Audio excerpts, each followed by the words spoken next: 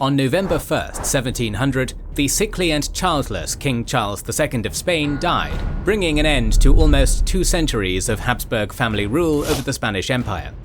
The question of Charles's succession was a hotly debated topic in the royal courts of Europe, and ultimately boiled down to a contest between 2 of Europe's most powerful royal houses, the Habsburgs of Austria and the Bourbons of France. Whichever family gained the Spanish throne would reign over not only Spain itself, but also her vast and rich overseas empire. In 1701, this dynastic contest between the Habsburgs and Bourbon over Spain's throne would escalate into a full-blown European conflict, one which would see the debut of some of the 18th century's greatest generals. Welcome to the first video in our new series on the War of the Spanish Succession.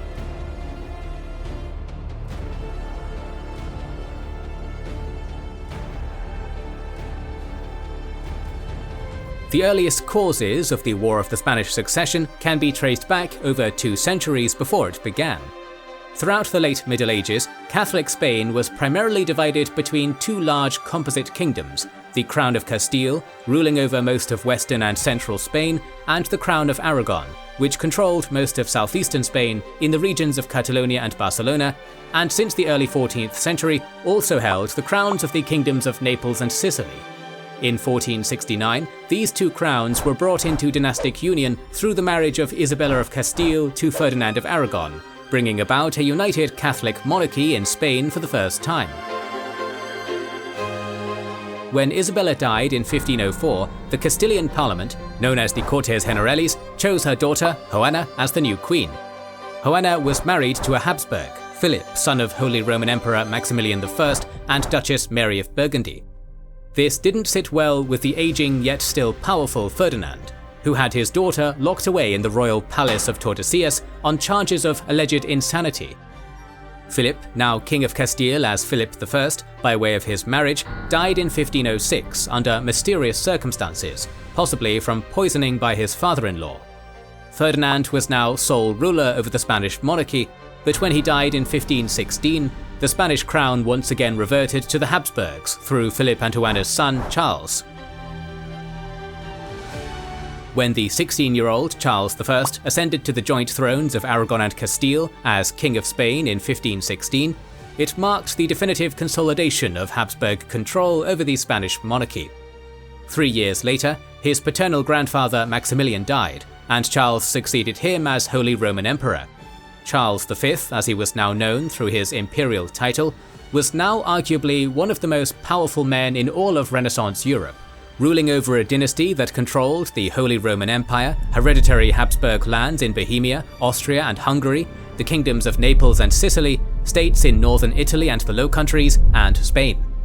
After ruling this vast empire for over 43 years, Charles abdicated his imperial throne and offices in 1559, dividing his dynastic holdings between his younger brother Ferdinand, who became the next Holy Roman Emperor, and Charles's son Philip, who succeeded him as King of Spain. From this point on, Habsburg Spain would operate as a politically separate entity from the Holy Roman Empire and the Habsburg monarchy in Austria, while remaining dynastically linked to both. From the late 16th century through the mid-17th century, the powerful Spanish Empire experienced a steady decline. Her exploitation of the Americas, mining for vast amounts of gold, silver, and other valuable resources, would eventually lead to a hyperinflation of the Spanish economy.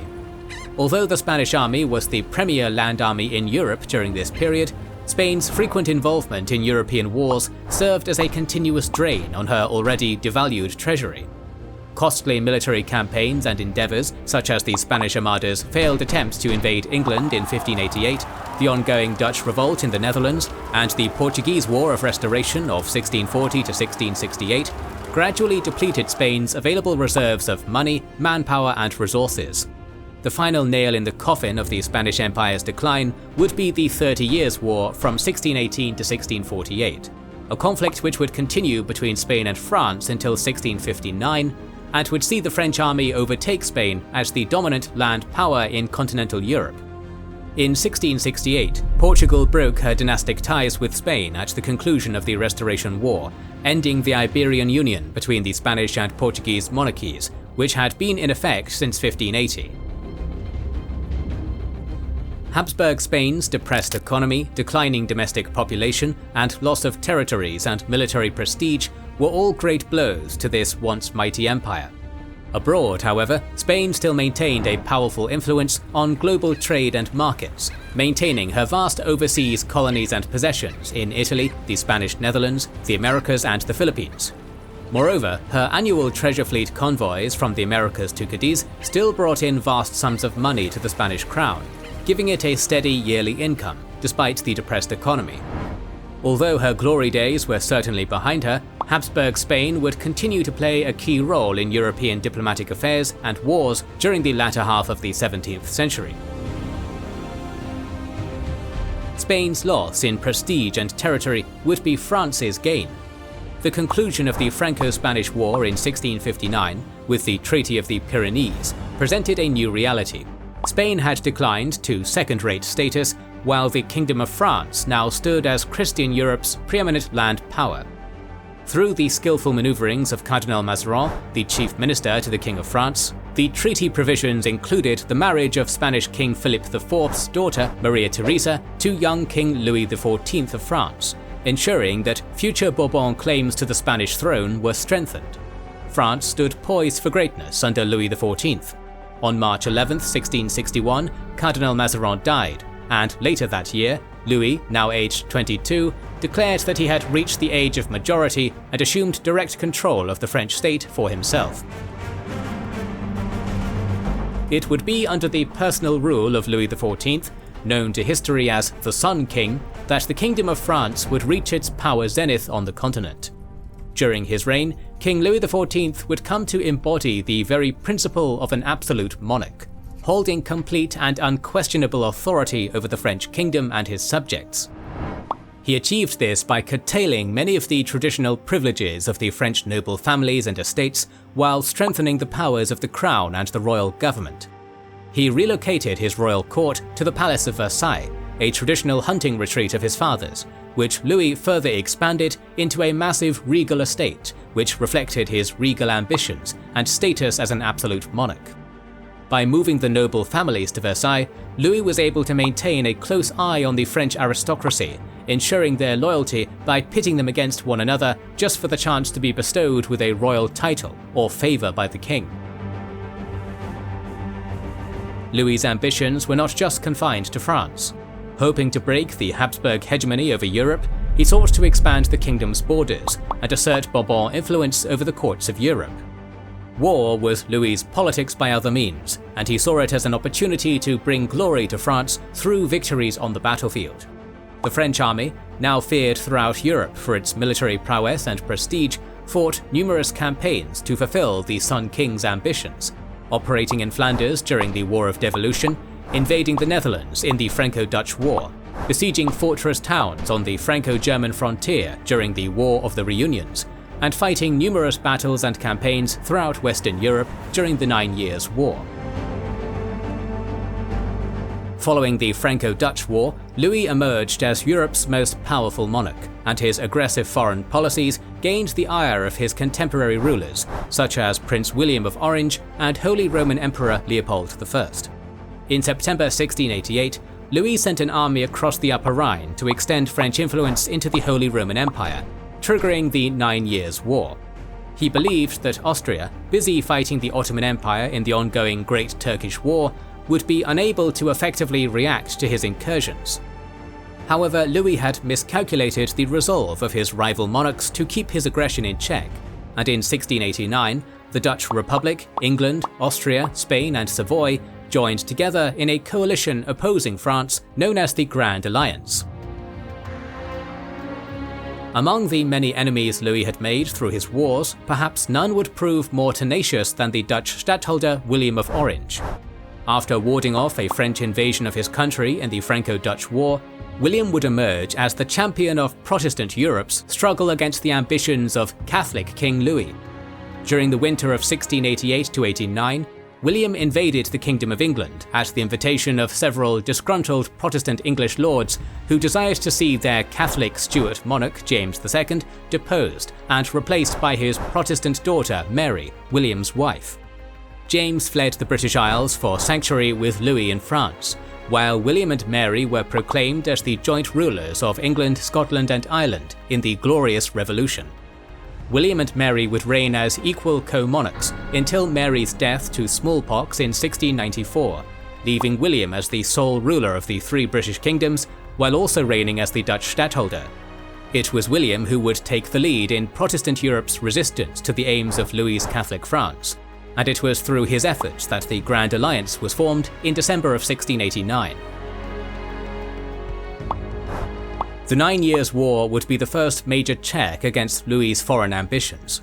At the conclusion of the war in 1697, with the Peace of Ryswick, neither side was fully satisfied with the peace that had been gained, and both looked on it as more of a temporary truce rather than a complete cessation of hostilities.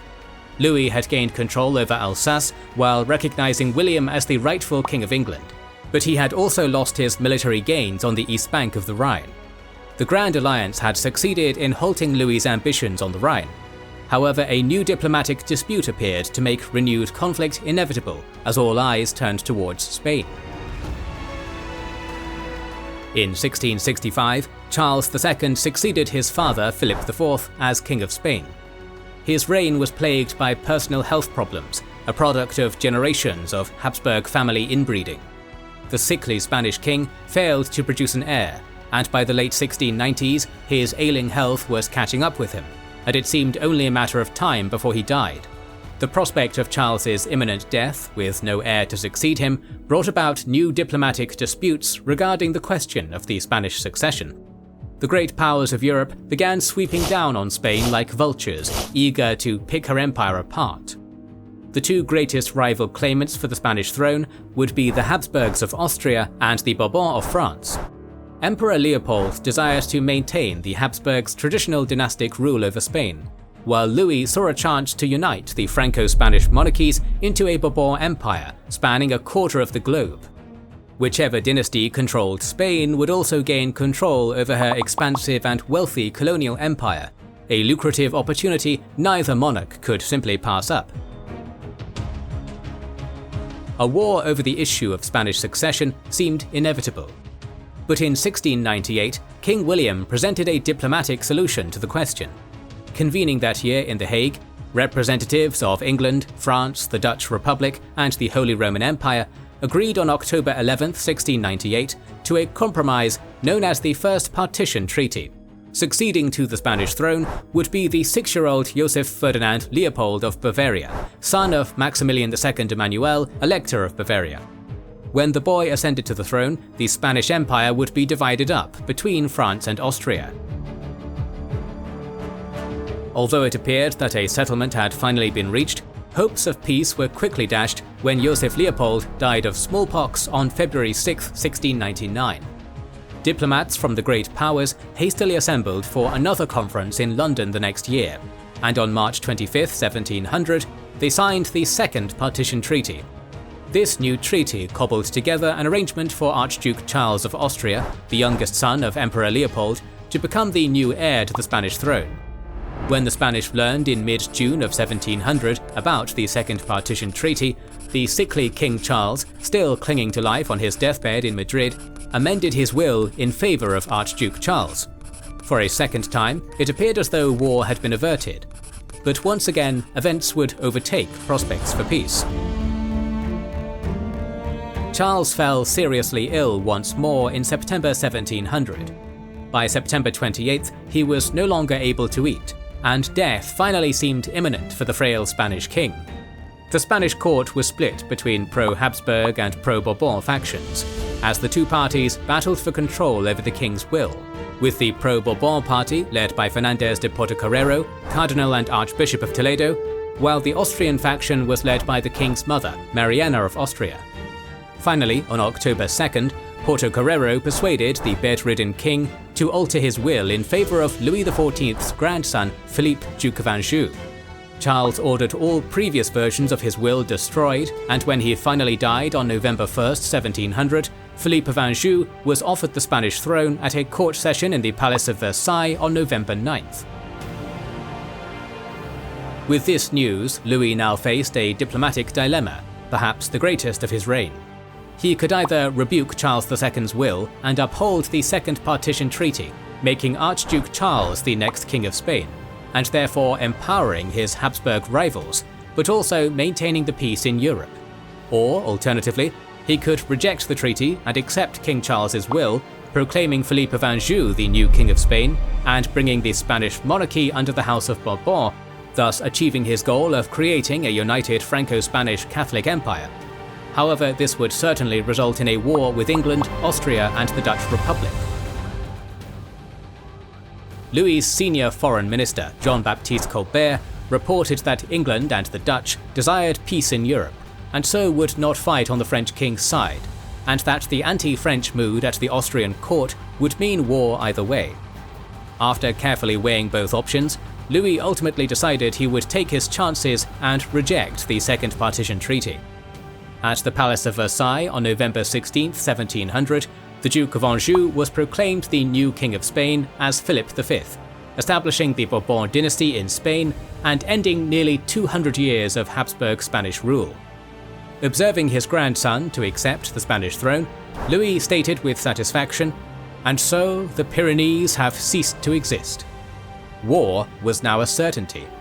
In our next episode, we will explore the opening moves of the conflict as armies go on the march, lines are drawn in the sand, and all of Europe battens down for the battles to come. This is episode 1 of our member and Patreon exclusive series on the War of Spanish Succession. Our kind members and patrons got 8 episodes on this epic conflict that changed the fate of Europe and beyond.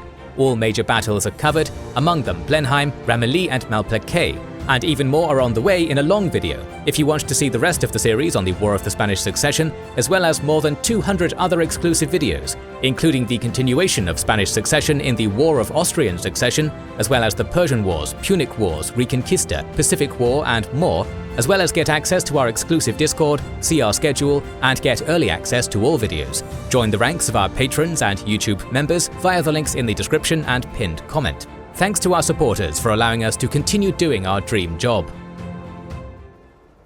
Make sure you are subscribed and have pressed the bell button. Please consider liking, subscribing, commenting and sharing, it helps immensely. Recently we've started releasing weekly patron and YouTube member exclusive content. Consider joining their ranks via the link in the description or button under the video to watch these weekly videos, learn about our schedule, get early access to our videos, access our private Discord and much more. This is the Kings and Generals channel, and we will catch you on the next one.